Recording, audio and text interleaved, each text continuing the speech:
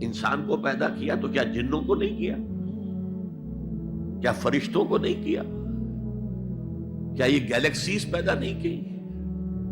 کیا چاند اور سورج نہیں پیدا کیا؟ کیا ہماری زمین کے اوپر زندگی کی جو شکلیں ہیں نباتاتی اور حیواناتی، یہ چرند ہیں اور پرند ہیں اور مچھلیاں ہیں، کس نے پیدا کی؟ سب کچھ اس نے پیدا کیا، لیکن اس کی کریشن کا کلائمیکس انسان ہے۔ سب سے بڑی اس کی تخلیق انسان، جو مسجود ملائک بن گیا۔ فسجد الملائکۃ کلھم اجمعون، کس قدر تاکید ہے، سجدے میں گر گئے تمام فرشتے، کل کے کل فرشتے جمع ہو کر 3 مرتبہ۔ کہیں شبہ رہ جائے جبرائیل نے نہیں کیا ہوگا سجدہ یا اسرافیل، نہیں، کلھم اجمعون۔ یہ انسان شاہکار ہے اللہ کی تخلیق کا۔ فرمایا ہے خلقتہ بیدیہ، اے ابلیس تو اس آدم کو سجدہ نہیں کرنا چاہتا جسے میں نے اپنے دونوں ہاتھوں سے بنایا۔ کیا معنی اس کے؟ اللہ کے 2 ہاتھ کیا ہیں؟ الا لہ الخلق والامر، 2 عالم ہیں، ایک عالم امر ہے، ایک عالم خلق ہے۔ عالم امر میں اللہ کے حکم کی تعمیل چشم زدن میں ہو جاتی ہے۔ انما امرہ اذا اراد شیئا فانما یقول له کن فیکون۔ اور عالم خلق میں وقت لگتا ہے۔ آم کی گٹھلی سے درخت تو بنے گا آم کا، لیکن کتنے سال لے گا؟ ماں کے پیٹ میں بچہ پرورش تو پائے گا، لیکن 9 مہینے لے گا۔ اللہ نے فرمایا کتنی جگہ پر میں نے آسمان اور زمین 6 دنوں میں پیدا کی۔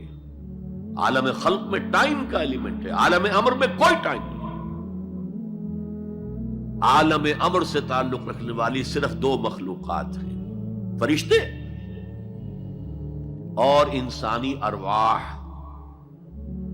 یسألونک عن الروح قل الروح من امر ربی۔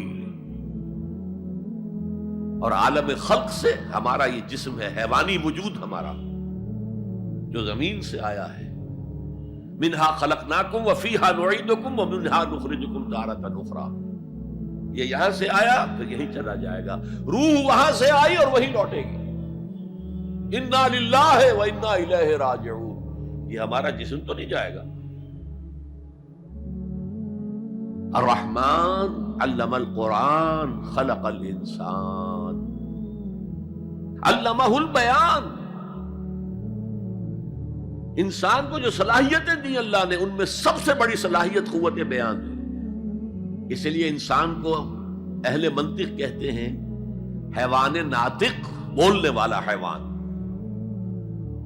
یہ اپنے آپ کو ایکسپریس کرنے کی صلاحیت ہے۔ یہ تمام صلاحیتوں میں چوٹی کی صلاحیت ہے۔